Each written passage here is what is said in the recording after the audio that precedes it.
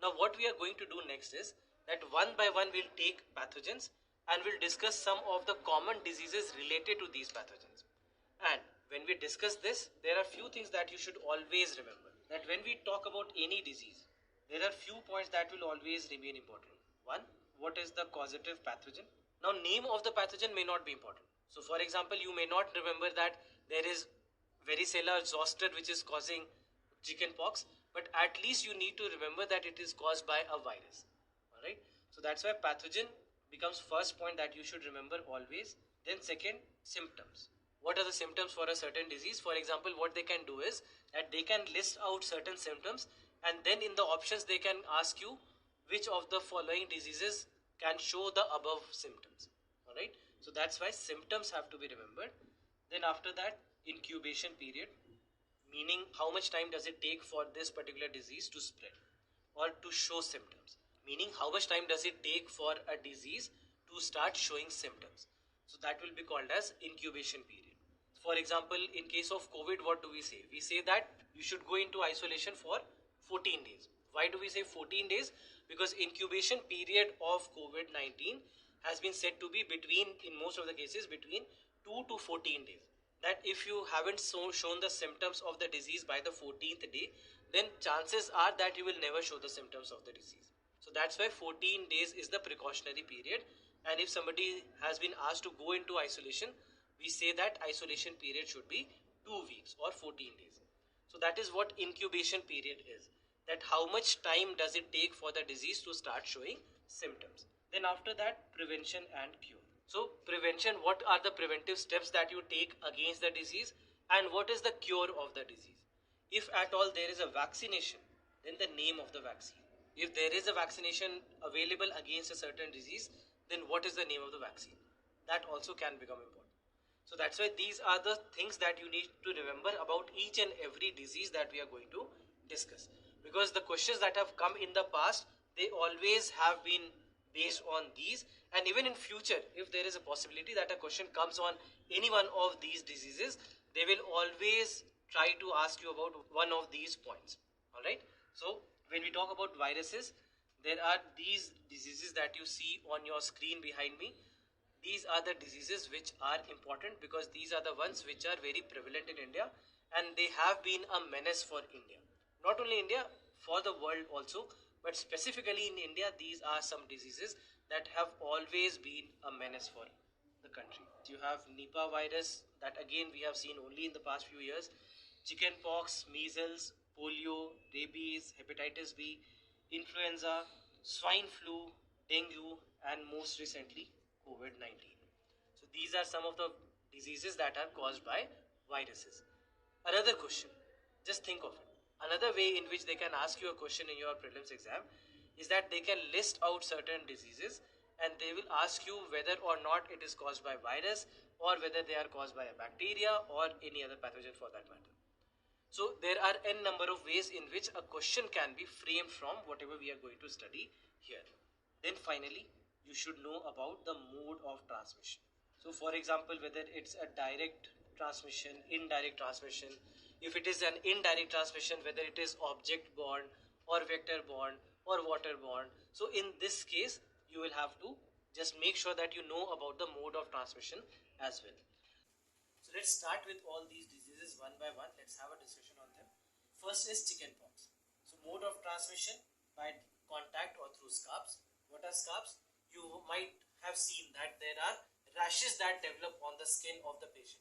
So these rashes will start to fall off after a point. So these rashes basically are called as scabs, and these scabs are highly contagious. So mode of transmission can be direct contact or through scabs. Alright, it can be through direct contact or it can be through scabs. Incubation period can be up to 12 to 20 days. That almost after 12 days you will start showing the symptoms. So that's why what happens in case of chickenpox is, that if there is one person who has started showing the symptoms, you will very quickly see that everyone else in the vicinity will also start showing symptoms. Because by the time the patient has started showing symptoms, the spread of the disease already has happened. Because virus got into the body of an individual almost 2 weeks back. and then after that the person has started showing the symptoms. Sometimes symptoms can be shown in as little as 2 days also, but largely on an average we have seen that it takes more than 10-12 days for the symptoms to start showing. So that's why by that time everyone else who is in the vicinity, they already have been in contact with the person, or the virus would have already entered the body of others as well. Prevention, when we talk about prevention, you have the varicella vaccine, also called as varicella zoster vaccine. Alright, it is also called as varicella zoster vaccine. Now why varicella zoster vaccine? Mainly because the name of the virus is varicella zoster. So it is caused by a varicella, specifically varicella zoster. Now if you talk about the symptoms, what are the symptoms? Extremely itchy skin. Development of scabs will happen along with this itch. So there will be reddish rashes which will appear all across the body. Correct? You might have seen all these kind of symptoms. So these are some of the symptoms, especially this is a symptom that is shown by the patient. Now fever will first develop, then maybe a couple of days later this patient will also start developing these rashes or scabs, and it will become extremely itchy for the person. Apart from that, headache, swollen glands, abdominal pain, all these are also examples of some of the symptoms that a person might see when it comes to chickenpox. So these scabs that we are talking about, these scabs are highly contagious. Just remember this, that these scabs are highly contagious and they can very quickly cause diseases in people who are in the vicinity as well.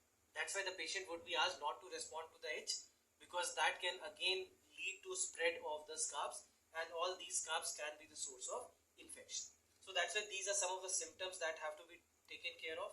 Then when we talk about prevention and cure, first of all we have the varicella vaccine or varicella zoster vaccine, and as I told you, isolation of the patient is required because it is highly contagious. If a person comes in contact with others, then in that case the disease can spread to others as well.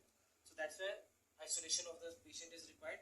Avoid the people who are infected, because what happens in case of chickenpox is that if you have already been infected with chickenpox once, then chances are lower that you will develop the disease again. But if you have not, then in that case it's very highly contagious, and it can very quickly transfer from a diseased person to a healthy person. Although in case of chickenpox we have seen that it develops mostly in kids, and especially in kids who are lesser than 2 years of age.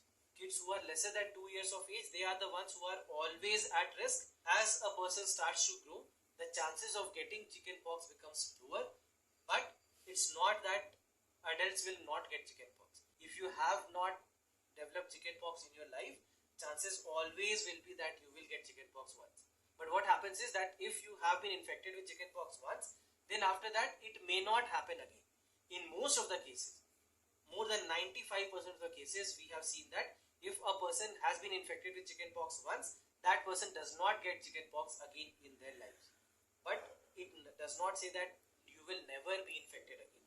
So that's why precautions still have to be taken. Then disinfecting non-porous surfaces, making sure that all these scabs, etc., that might have fallen, they do not become the source of infection.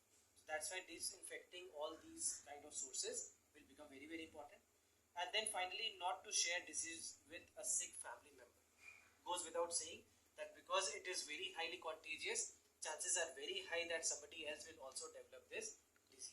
Now after chickenpox, the next disease that we need to discuss is measles. Now in case of measles also, we see that scabs will develop on the skin, but these scabs will look very different as compared to the scabs of chickenpox. So first of all, mode of transmission, it can be airborne respiratory droplets, that is through coughing and sneezing. Incubation period 12 to 20 days. Prevention, there is an MMR vaccine, and this MMR vaccine will help. Now the virus that causes measles is rubella virus, so just remember the name of the virus, it is rubella. Prevention will happen through MMR vaccine. Now when it comes to measles, the symptoms can be headache, fever, loss of appetite, and also formation of scabs, something similar as compared to what we see for chickenpox as well. But when we talk about measles, in case of measles we have seen that it has largely been taken care of. It used to be a big challenge for the world, but in the current scenario, we see that the number of cases have drastically dropped in case of measles. Now, one more thing about measles is that we see that there will be small reddish spots that will start to appear on the face. Alright, it starts from face, and from the face it will start to spread to other parts of the body. But when it comes to the rashes of chickenpox, there is no rule that it will start from one particular place. Like for example, what we see with measles, that the rashes will start from face, and then from there on it starts to spread to other parts of the body. So, and also the kinds of rashes that you see in these two cases will be very, very different. For example, the rashes that will develop in case of measles, if you press that, I mean, I would strongly suggest against it.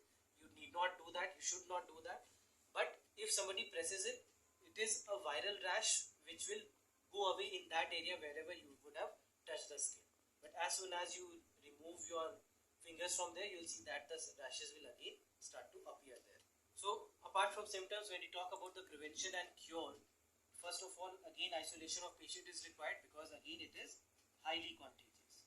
That's why isolation of patient will be required.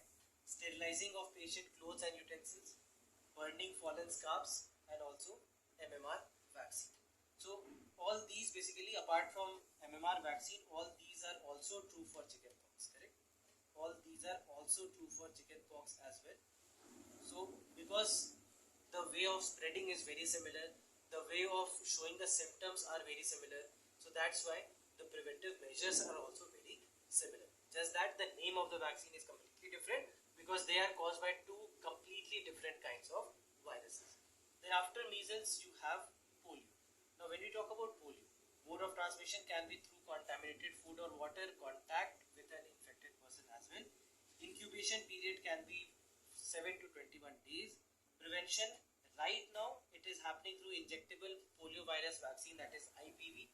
But before that, India was using OPV, right? You might have heard of OPV. OPV is oral poliomyelitis vaccine.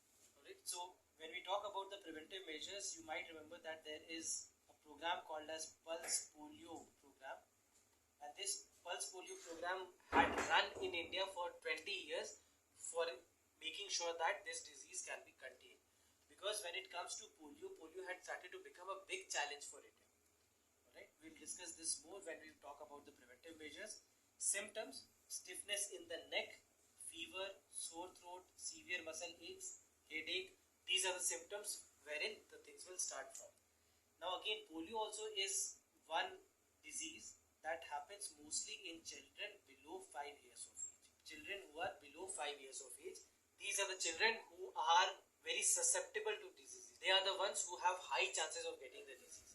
So that's why the Pulse Polio program that was also run, that was run for children who are below the age of 5 years. So that's why just remember that children below 5 years are the ones who are highly susceptible to this disease. Adults, they rarely see this disease.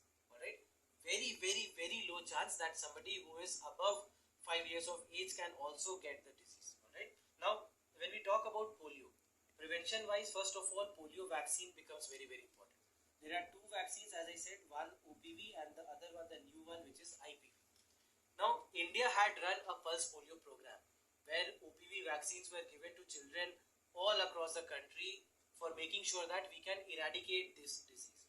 Now if you go back to 1990s, the situation in 1990s had started to worsen.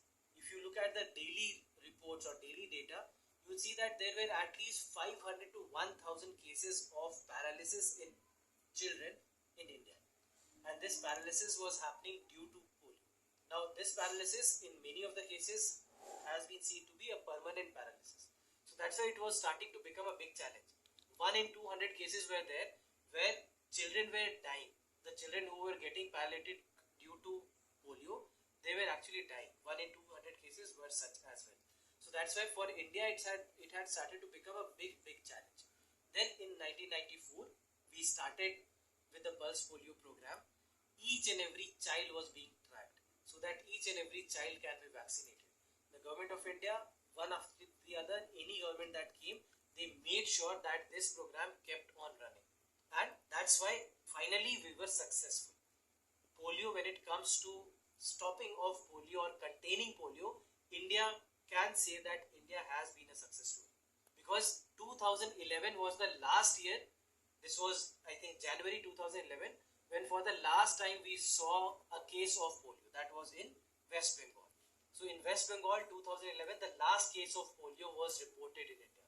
Since 2011, there hasn't been any reported case of polio in India, and that's why in 2014 India was also awarded certification from WHO of being a country that is polio free. So that's why this has been a huge achievement for India, that India has been able to contain polio. And since 2011, we have not seen any new case of polio in India. So that's why we can say that today, yes, India is a polio free country. There are no new cases of polio that we see now. Alright, but one thing to always remember with polio also is that this also is a disease which is highly contagious. And this is perhaps one problem with most of the viral diseases, that if the cause is a virus, then there are high chances that this disease is very highly contagious. So that's why for India, the fight is not over. It's not that we have stopped the pulse polio program. The program is still running, the vaccines are still being given. Why? Because you have to remember that in our neighboring countries, polio hasn't been contained yet. The number of cases are significantly down. For example, if you talk about Pakistan, the number of cases in Pakistan are very drastically down, but they are not completely over. Right? We can't say that there are zero cases there. So that's why we still have to take the precaution, unless what WHO also has been saying, and many of the researchers and many of the scientists also have said this, that unless the last case of polio has been taken care of, we cannot say that we have eradicated polio, because polio is highly contagious, attacks children. So that's why we have to take an extra precaution with regards to polio. So that's why India hasn't stopped polio vaccination.